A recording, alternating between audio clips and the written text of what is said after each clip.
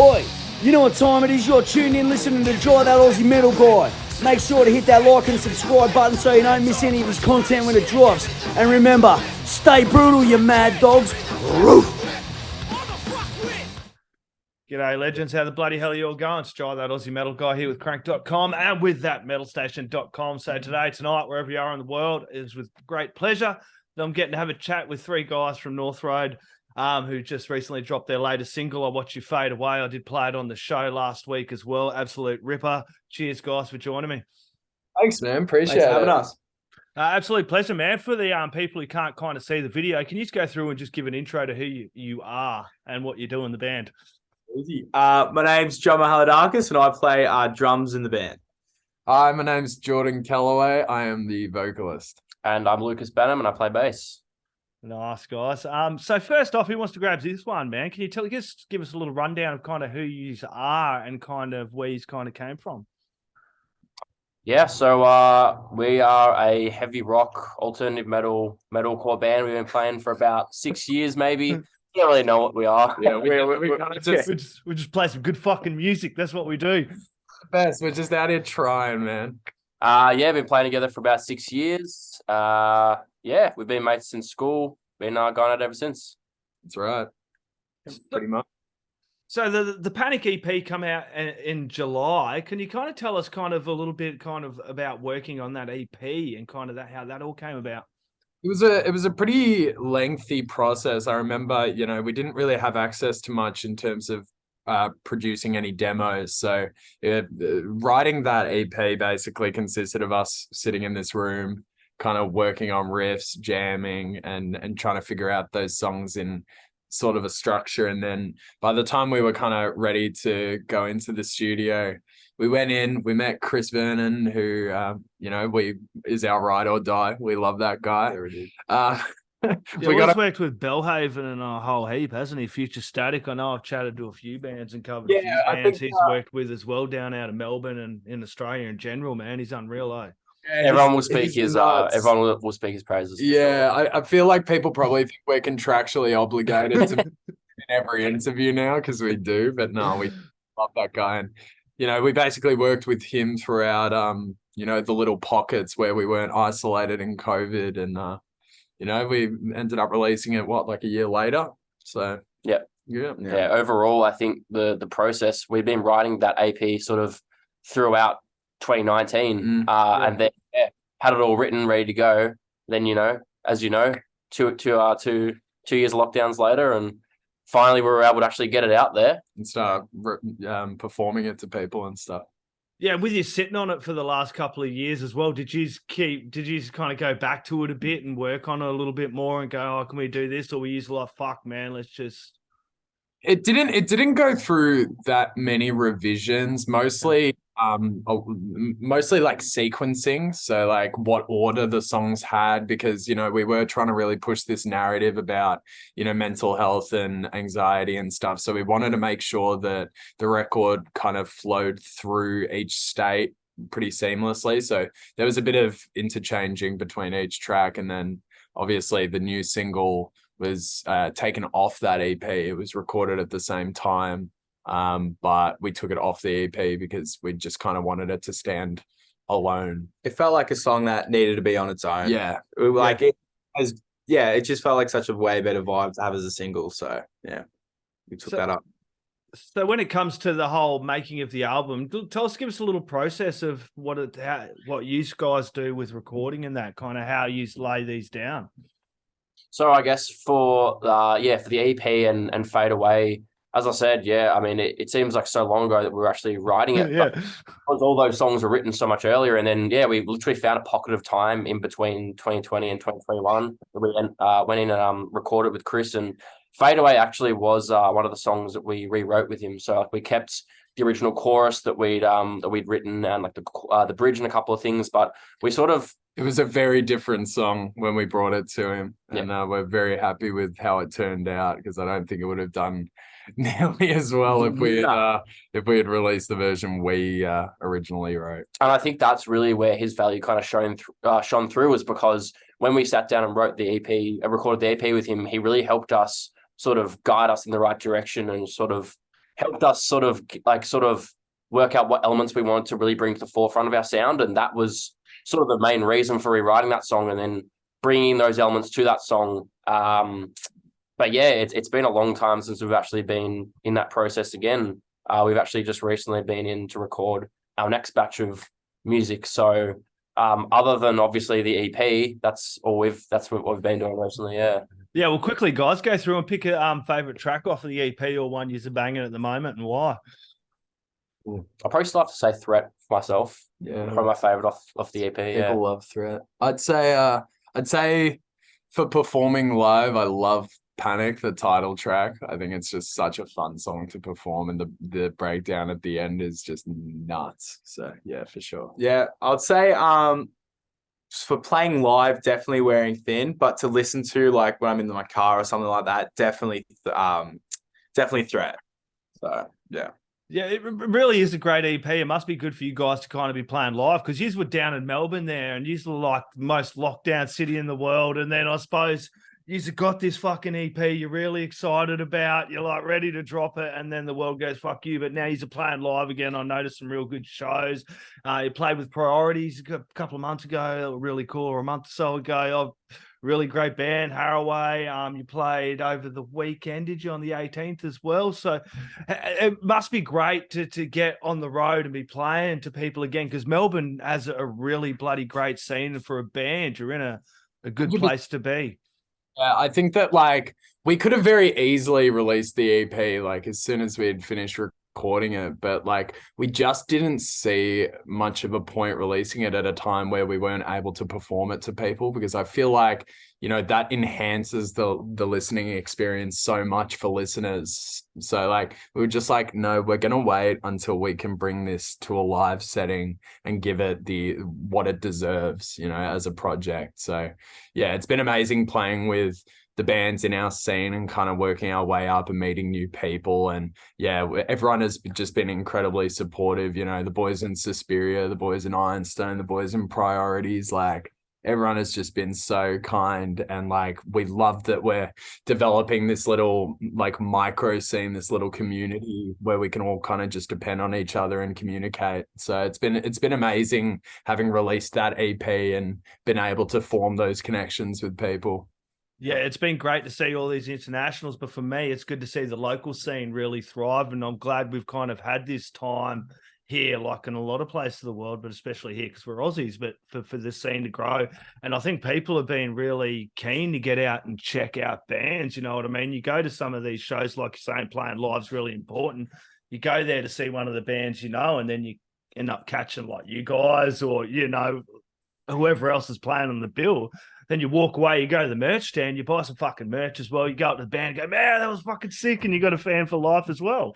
100%. And that's why like we love playing those like the supporter slots so that we can kind of watch, you know, the big dogs who are headlining, like they get to do their thing. We get to look up to them and take notes. And then also, you know, we get to present our music to, you know, completely new people. And I think that more and more with each gig that we play, we're finding ourselves performing to more and more strangers, which is an incredibly exciting thing because those are people that could potentially be new fans. And so that's always, you know, very special to us is playing to people we've never seen before. And I feel like, you know, especially even though we've had that, you know, the years of, you know, there being no local music, I think it's kind of been a bit of it's kind of been the flip side of that's been that everyone's kind of banded together in that sense. And it kind of feels like there's that sense of community for the local scene that's kind of been lacking for that years that's kind of being made up for now. It's a very sick place to be, man. Yeah. Yeah.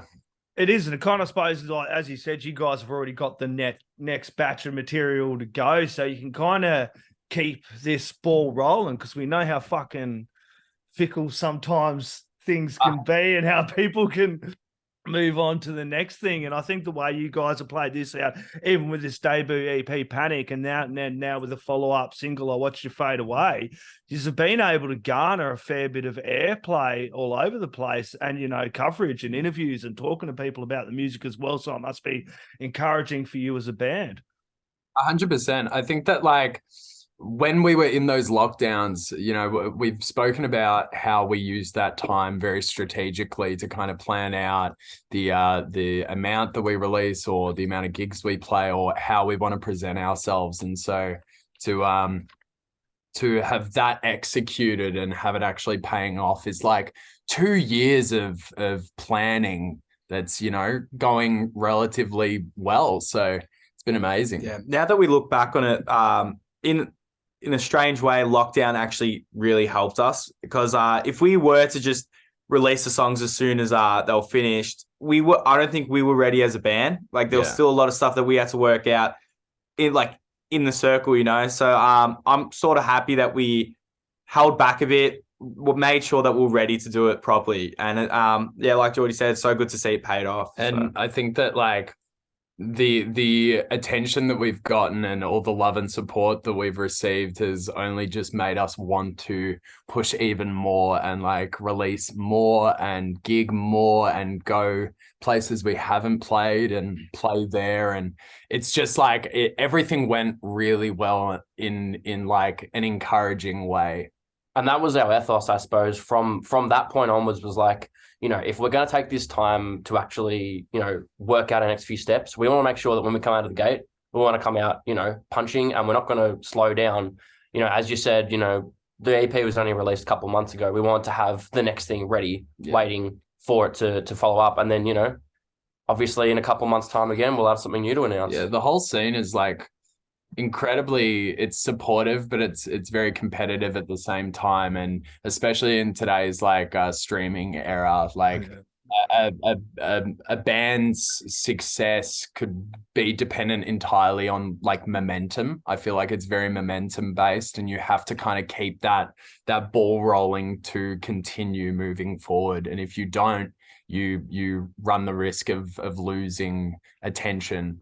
Oh, definitely. And as musicians, like you guys, you probably all, you know, love albums. Like, fuck, let's put out an album. We want to put out albums.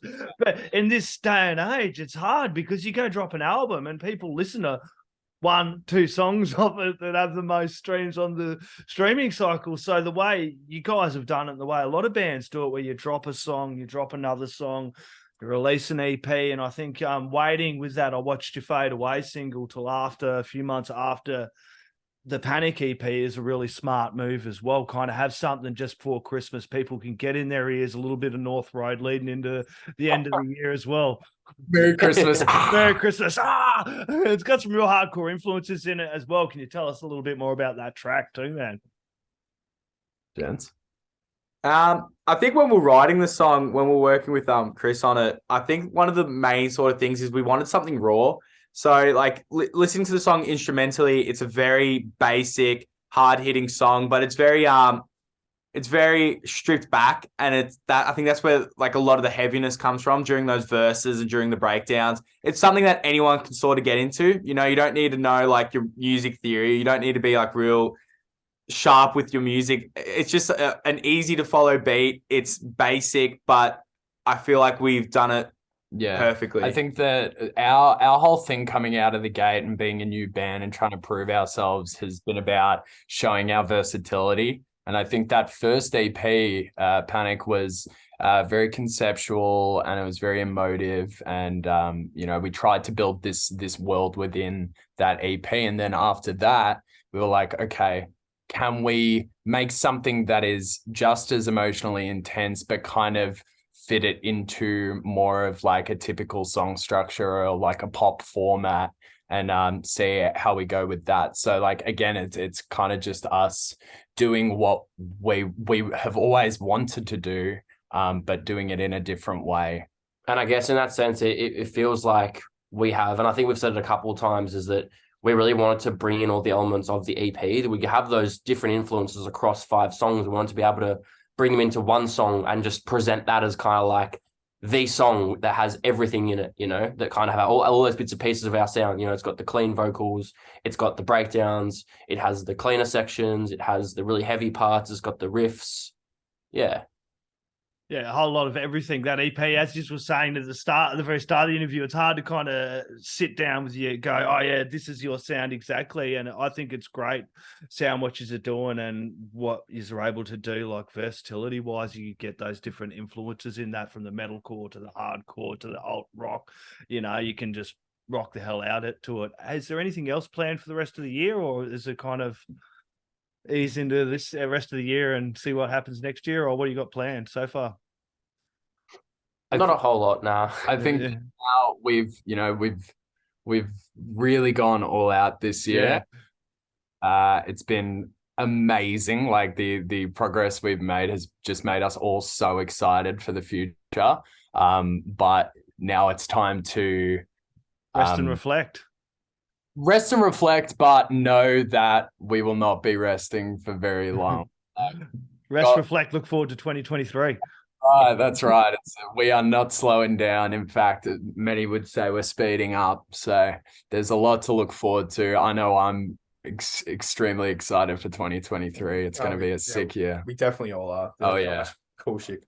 Definitely. You know, we've said it many times again, is that we wanted the EP and even this song to be a starting point to sort of introduce ourselves to the heavy scene and let people know what we're about. And I believe that what we have coming, you know, I Watch You Fade Away being a pretty good example of what's to come. What we have coming next year will be it's nuts. It's nuts. I got to mention the film clip too for what I Watched You Fade Away, really, as is all the other film clips you've done, but that one was really well done as well. Can you tell us a little bit about who you worked with and the clip for that one? We've always loved, like, we'll be sitting here before we start rehearsing and we'll just watch music videos from some of our favorite bands, and it's a medium that we all really love, but it's not something we're all very proficient in terms of direction visually. So we always enlist some pretty amazing people to kind of help us out on that front, and they always carry through.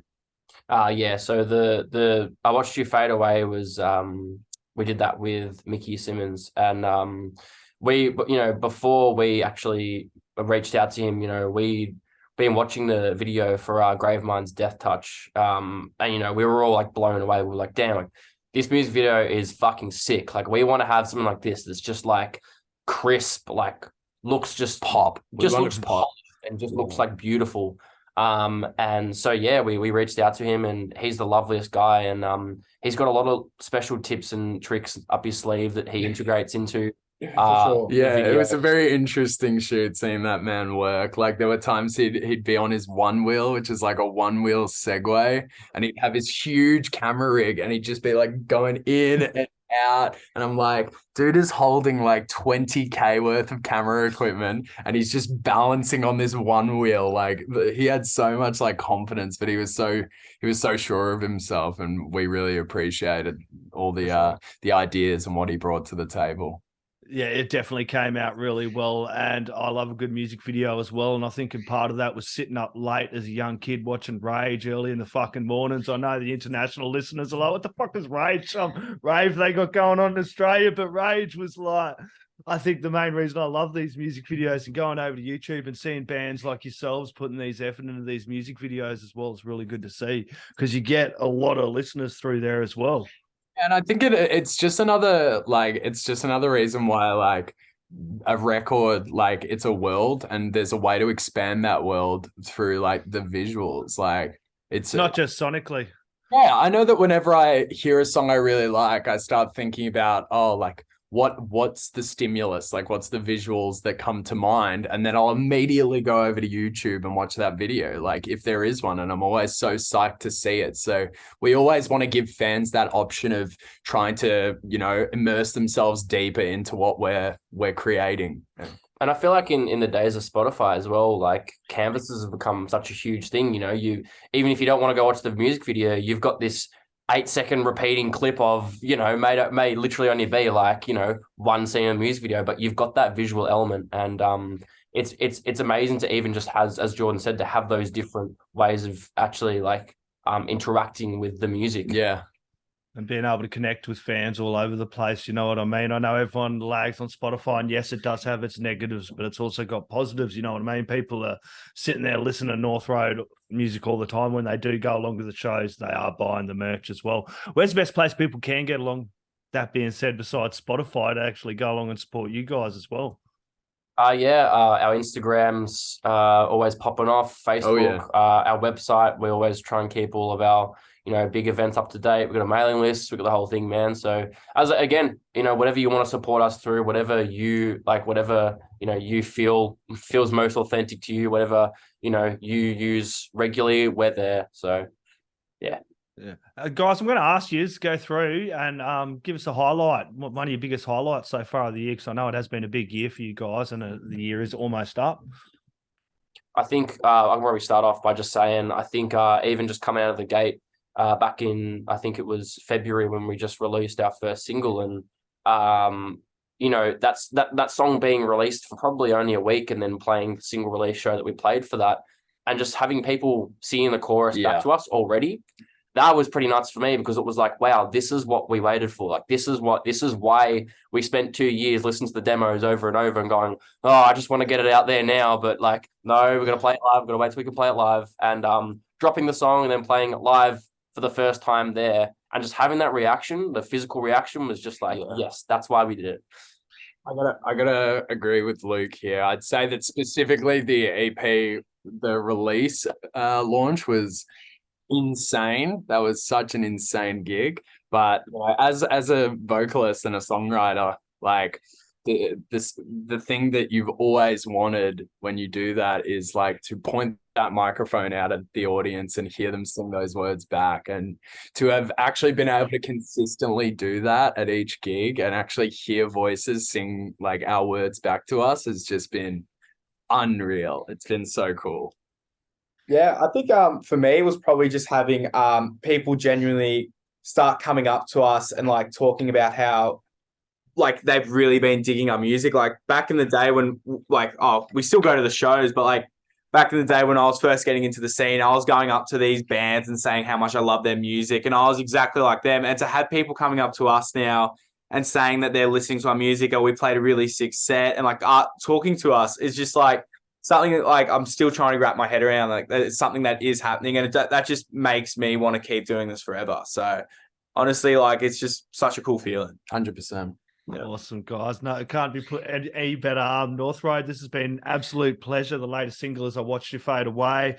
Grab the Panic EP. It did come out in July. It's a bloody great listen. Everyone put some North Road in the stereo. The neighbours going to want to hear it. Any last words, shout outs, or thank yous you want to chuck in, my friends? Thank you for having us. Yeah, man. thanks, Barry. Thank you very much. Absolute pleasure, guys. Thank you very much. Cheers.